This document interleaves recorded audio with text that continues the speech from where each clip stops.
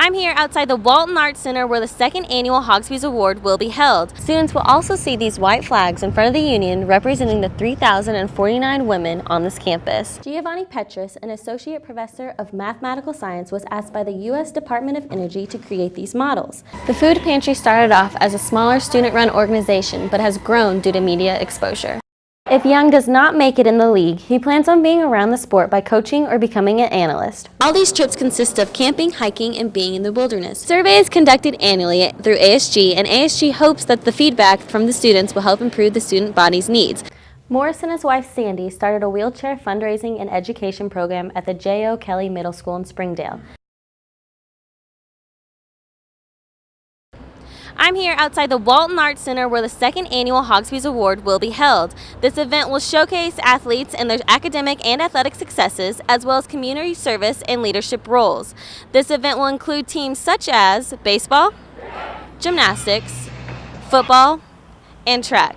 The Hogsby's will be on April 24th, and the public is invited, so get your tickets at arkansasrazorbacks.com at $20 apiece. The Hogsby's will be hosted by former Razorback and current ESPN analyst Jimmy Dykes. Now this is a red carpet event, so make sure you dress in semi-formal attire. Reporting for UATV, I'm Natalie Bohansky. Survey is conducted annually through ASG, and ASG hopes that the feedback from the students will help improve the student body's needs. This survey consists of 88 questions and should take you no longer than 15 minutes. Whatever results we get on the poll are going to really set the tone for what we do for the rest of the semester and the rest of our term in office. But it's kind of things we need to know whether or not people would use them before we really allocate and spend money on it. The survey will be available until midnight, and to participate, please visit ASG's website. Back to you at the desk. Giovanni Petrus, an associate professor of mathematical science, was asked by the U.S. Department of Energy to create these models. These models, more specifically named dynamic linear models with R, focus on the flexibility of time series data. After multiple research articles, writing a book, and developing software, his work is used worldwide, but his work isn't always perfect. So if you look next year, the forecast is wrong. Well, then the model is going to adjust. And this is also related to the combination of the expert opinion. You may have the opinion of two experts that go into the model. And if one of them is more correct than the other, well, then your next future predictions will give more weight to the expert that was correct. Although his personal predictions can be incorrect, the model is self-correcting as time passes. Reporting for UATV, I'm Natalie Bohansky. After declaring for the draft following his freshman year, he backed out to return to play at Arkansas, but a year later, Young is ready to follow his dreams. Young, a 6'3" guard from St. Louis, Missouri, announced via Twitter that he has submitted his name for consideration in the NBA draft. I was able to showcase some of my talents, and I feel like next step in my career.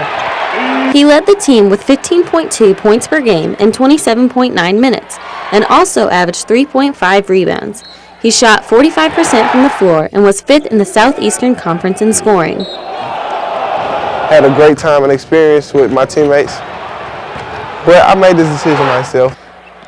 One thing that Young will miss the most is Coach Anderson. I appreciate him letting me play for him in this system. He supported my decision. And Bud Walton Arena. I feel like it was the best gym that I played in. The fans, from me, the whole stadium, how it's built, and I think just the total game experience of being a Razorback is just a fun thing. Young earned second-team All-SEC honors by the SEC coaches for the second consecutive year, as well as honorable mention All-SEC. He was named SEC Player of the Week on December 31st and was named to the John R. Wooden Award preseason Top 50 list. Although Young spent 2 short years here at Arkansas, he will never forget his favorite memories. It was probably beating number 2 Florida here and then winning road games, even though I won very little in my Arkansas career. Being only 20 years old, Young says he is following his heart and will never regret his decision because there's no coming back. If Young does not make it in the league, he plans on being around the sport by coaching or becoming an analyst. Reporting for UATV, I'm Natalie Bohansky. It's important that students are educated about sexual assault because it's a very prevalent issue on our campus. It's a big issue all over our country. 1 in 4 women on a college campus will be sexually assaulted by the time they graduate. Here at the University of Arkansas, that's 3,049 women. It does surprise me because simply on a college campus there's so much interaction where I don't feel like a man should have to go to that extreme to even sexually assault anyone. One way this university is trying to decrease these statistics is by the voices of registered student organizations.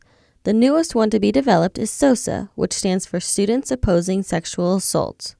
We hope to raise money for the university-affiliated Rape Crisis Center, Willow Creek, which is in Springdale, and just raise awareness about, hey, if we talk about this, maybe we can have a chance of making it a less rampant, violent thing that goes on across our campus.